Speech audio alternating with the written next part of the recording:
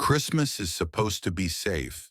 It is supposed to be warm lights and cold windows, familiar songs, and the quiet promise that for just one night, the world will be gentle.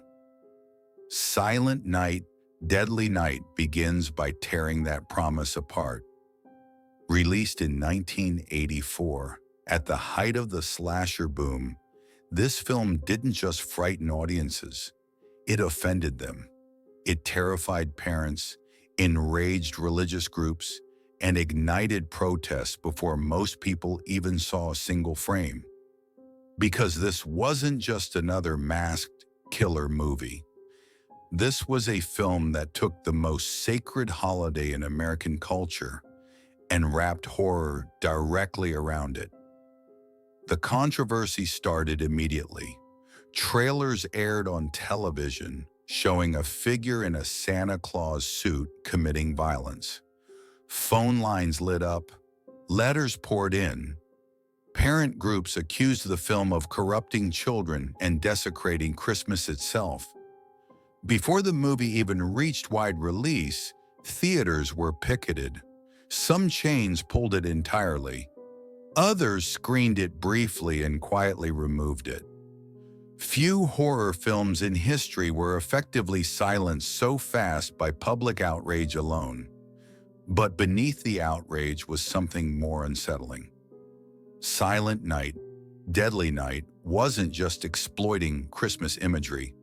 It was examining trauma, conditioning, and the dangerous simplicity of moral absolutism.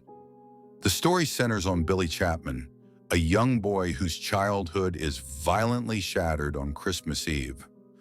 What he witnesses that night is not presented as spectacle, but as a psychological rupture. From that moment on, Christmas becomes a trigger. Santa Claus is no longer a symbol of generosity. He becomes a symbol of terror, punishment, and inevitability. Billy is placed in a strict orphanage run by nuns who believe discipline is salvation. Their worldview is clear and unforgiving. Good behavior is rewarded. Bad behavior is punished. There is no space for nuance, no space for healing, and no understanding of trauma. Pain is treated as correction rather than damage.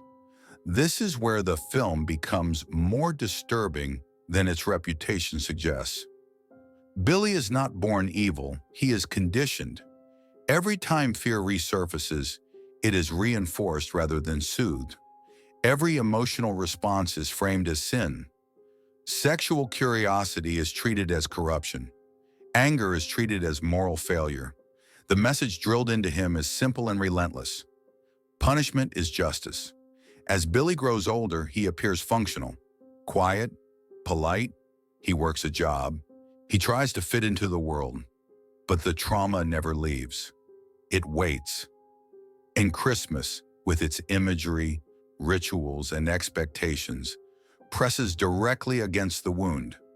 The Santa suit becomes the final catalyst. Once Billy puts it on, the transformation is not sudden madness, but a psychological collapse that feels tragically inevitable. He doesn't see himself as evil. He sees himself as righteous. He believes he is enforcing the same moral logic that shaped him. That is what made the film so unsettling to many viewers. The killer is not motivated by chaos or pleasure. He is motivated by order, by rules, by punishment.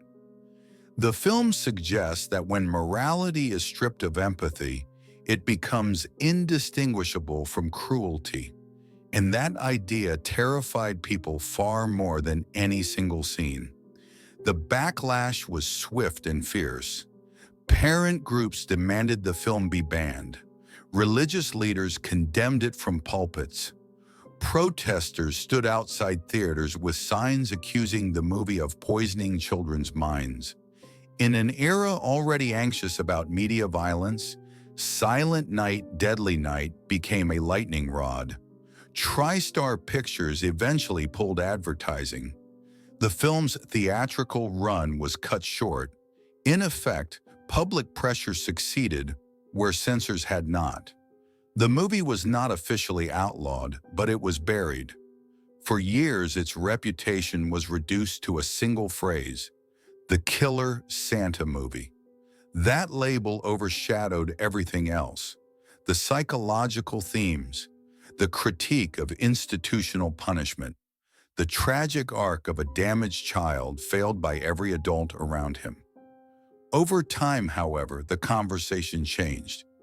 As the initial outrage faded, horror fans began to re-examine the film. Critics revisited it not as sacrilege, but as a product of its era, reflecting fears about violence, morality, and authority. Billy's story began to look less like exploitation and more like a cautionary tale about emotional neglect.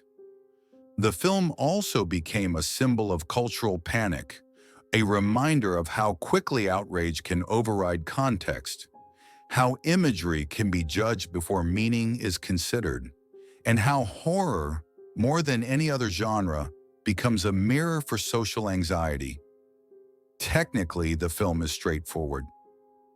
Modest budget, conventional structure, but its sincerity is what gives it weight. It never winks at the audience. It never treats its subject lightly. It believes its own tragedy, and that belief is what makes it linger. The performances, particularly the portrayal of Billy, emphasize vulnerability as much as menace. There is sadness in his silence, confusion in his rage. He is frightening not because he is monstrous, but because he is human and broken. Today, Silent Night, Deadly Night has been fully reclaimed by cult cinema. It is discussed in film studies courses. It appears in documentaries about censorship and moral panic. It has sequels, reappraisals, and defenders who argue that it was misunderstood from the beginning. What does the film ultimately leave us with? It asks whether punishment can ever replace compassion, whether rigid morality creates safety or simply hides cruelty behind rules, and whether society is willing to look at the systems that produce violence, or only at the violence itself. This is not a movie about Santa Claus as a monster.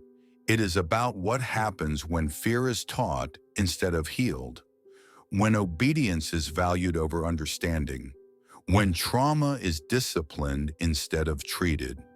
That is why Silent Night, Deadly Night still unsettles audiences decades later. Not because it attacks Christmas, but because it exposes how fragile the idea of innocence really is. And when the snow falls and the lights glow and the songs promise peace on earth, the film leaves you with an uncomfortable question. What if the most dangerous thing a child can learn is that pain is the same as justice?